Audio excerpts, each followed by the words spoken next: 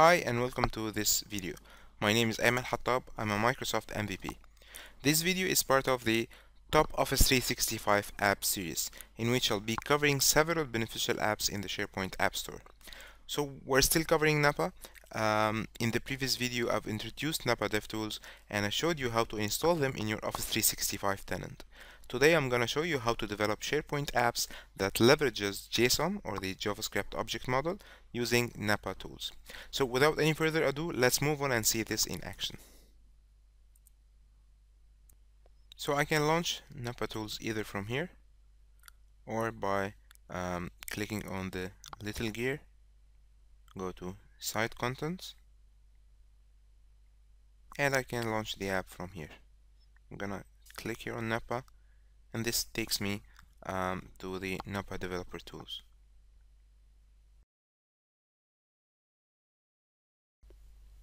Here I'm gonna create a SharePoint project. I'll give it a name. Let's say Hello World SP. Click Create.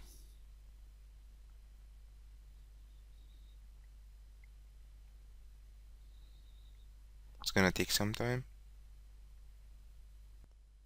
And here's my app project.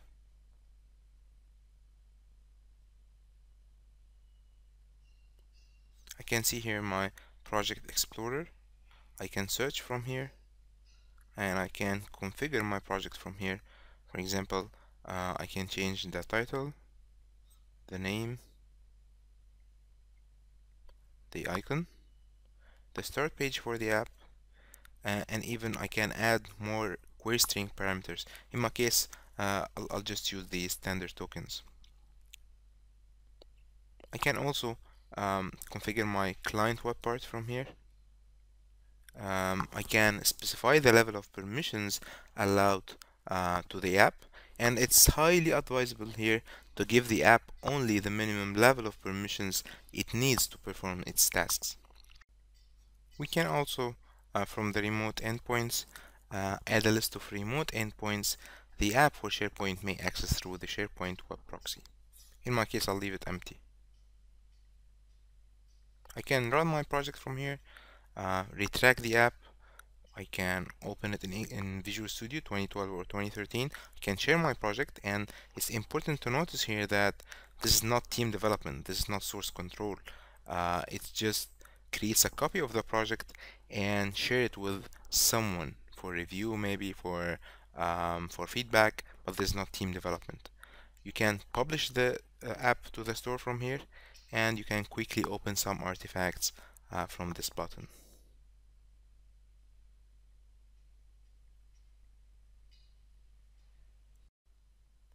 Let's go back to the Project Explorer. From the content folder, we'll find the app.css, which contains some styling. I'm not gonna use this in my demo. In the images, we can here upload, for example, an icon file. Here I have app.jpg, upload it.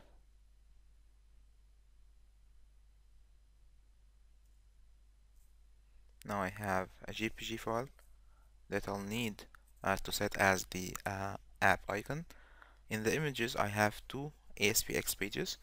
The client web part, which is a normal web part page with this line, which tells SharePoint to allow this page to be hosted on an iframe. In the default.aspx, that's a normal ASPX page or a web part page. And in the scripts folder, I have the app.js, which contains the logic of my app. I'm using here the JavaScript object model. Let's go back to the general settings. The icon, I'll use the app.jpg and I'll click apply.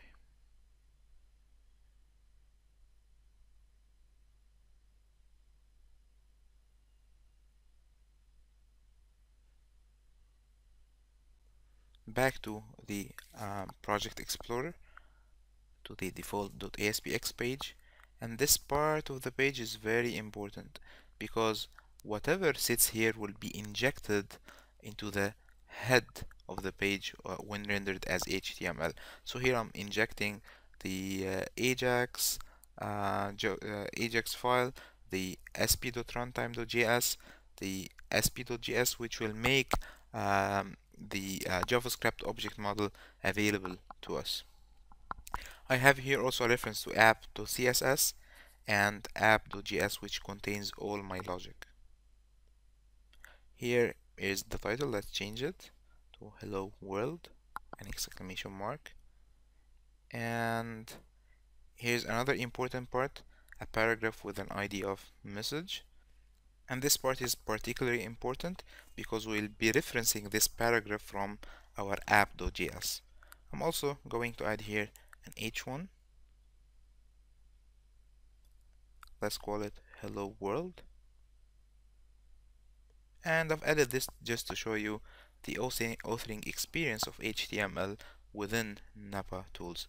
Let's go to the app.js, and what I'm gonna do now is I'll delete everything to show you how I'm going to build this app in pure JavaScript using the browser and the authoring experience for JavaScript in NAPA tools.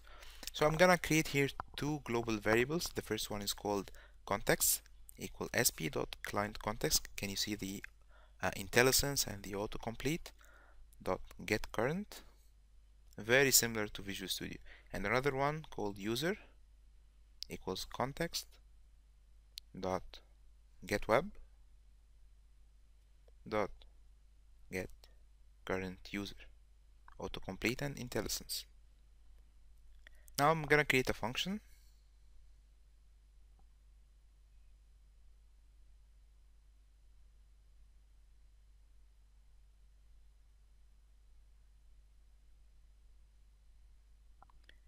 Now I need to create a function called getUser.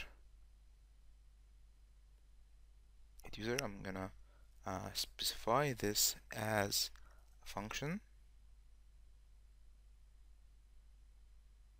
Now I'll write the body of the function. So I'll say context.load user. This is just normal JSON. Context.execute query asynchronous on success. I'll call the success method, and on failure I'll call the failure method. And it's important to note here that it's continuously parsing my JavaScript. And here we have three errors. The first one is just a warning saying that the function is not used, and we have two errors for success method and failure method saying that those methods are not defined. So I'm gonna use the get username now, and I'll need that once the DOM is ready, or the document object model is ready, I'll need to run some code. So when the document is ready, this is pure jQuery. I'm gonna create an anonymous function here to call get username function. I'm gonna write the body of the function here, which is just get username. Autocomplete again. And now I'll need to create methods for success method and failure method. Function success. As you can see here, it's recognizing, or it's suggesting the name for the success method because it knows that this method was not implemented. I'll write another function for failure method as well. And let's write the body for the success method. Here I need to reference the paragraph which is called message. I'll use jQuery $, quote unquote, hash message, and this is equivalent to get element by ID. I'm gonna call the text method of jQuery and say hello space and append the username. So user dot get title, and of course this will be dehydrated only when the execute query asynchronous will be called, and add the semicolon. And for the failure method I'll do the same, message, which is again equivalent to get element by ID in normal JavaScript, text. Let's say just error, semicolon, and I have my app.js completed. So I'll run the project from here. It's now packaging my app, installing it to my SharePoint site on Office 365, of course.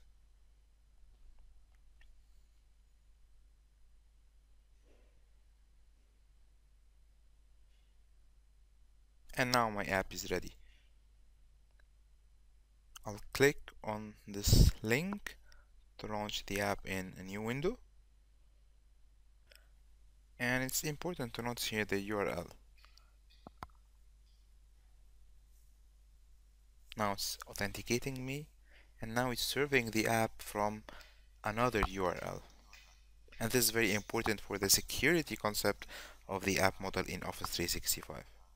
So here's hello, the username, the logged in username, and hello world, the one that I've written in an H1. I'll go back to my developer site, and here is my app deployed, hello world SP, and from the site contents we can also see here hello world SP with the icon that I've uploaded from NAPA. When I go back to NAPA, I can also retract the app. It's like retracting a solution in SharePoint Server.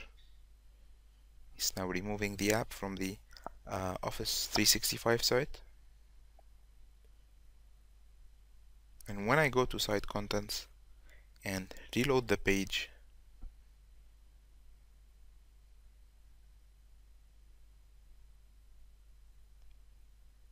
and scroll all the way down, it's gone. Thank you, and see you in another video.